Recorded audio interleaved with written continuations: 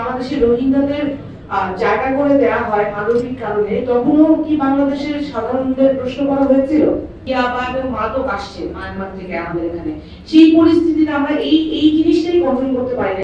আমরা যেখানে এখন বাংলাদেশের পরাশক্তির হাত থেকে মুক্ত করার চেষ্টা করছি, আমাদের যেখানে ফোকাস হচ্ছে পরাশক্তির হাত থেকে দেশকে মুক্ত করার জন্য একটা স্ট্রং আইডিয়া নীতি বানানো, সেইখানে যদি আমরা এই ধরনের একটা মানবিক করিডোর সৃষ্টি করি, তার কারণটা কি আমি আসলে বুঝতে চেষ্টা করছি যে এই মানবিক করিডোর যে আমরা দিতে নীতিগতভাবে সম্মত হয়েছি বলে আমাদের অন্তর্বর্তীকালীন সরকার জানিয়েছেন, এই নীতিগত সমর্থনের কারণটা কি?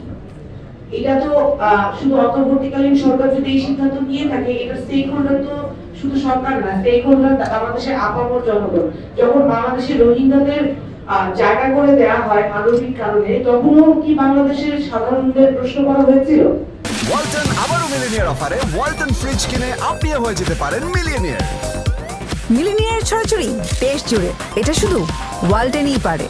তখনও কিন্তু বাংলাদেশের সাধারণ মানুষরা এটাকে ওয়েলকাম করে না। আমি নিজে ব্যক্তিগতভাবে বলতে পারি যে আমার যেসব আত্মীয়রা চিটাগং কক্সবাজারে থাকে, তাদের বাসায় অনেক গৃহকর্মী বা অনেকে আছেন যারা রোহিঙ্গা, অনেক রোহিঙ্গা আছে যাদের এনআইডি কার্ডও হয়েছে।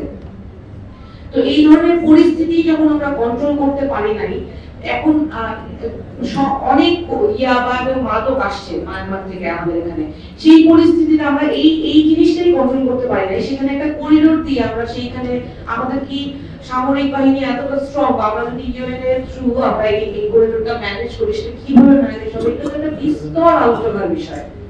এটা সিদ্ধান্ত নেওয়ার চিন্তা করার আগেও তো একটা অনেক আলোচনার মাধ্যমে, এটা শুধু রাজনৈতিক দল না, আমি তো মনে করি এই যে আজকে যেমন নলেজেবল পার্সনরা এখানে এসে উপস্থিত হয়েছেন, সবার সাথে আলোচনা করে এই ধরনের একটা সিদ্ধান্ত নেওয়া উচিত, যাতে বাংলাদেশে কোনো পরাশক্তি কোনোভাবেই আর আমাদেরকে কোনো হুমকির মধ্যে ফেলতে না পারে। তো এই যে আমি যেহেতু লিগ্যাল ব্যাকগ্রাউন্ডের, আমি জানতে চাচ্ছি যে এই যে হিউম্যানিটেরিয়ান করিডোর, এটা কিন্তু একটা দ্বিপাক্ষিক চুক্তির বিষয় আছে, এই চুক্তিটা কার সাথে হবে?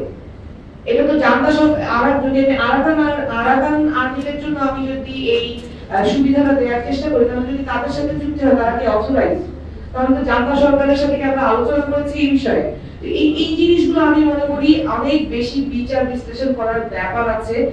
আমরাও আমাদের দলগতভাবে যখন বিষয়টা জানতে পারি, তখন স্পষ্টভাবে জানিয়েছি যে অন্তত পক্ষে, যেহেতু রাজনৈতিক দলগুলো জনগণের প্রতিনিধিত্ব করে, সুতরাং রাজনৈতিক দলগুলোর সাথে আলোচনা না করে এই ধরনের সিদ্ধান্ত নেওয়ার ব্যাপারটা আমরা সমীচীন মনে করি না।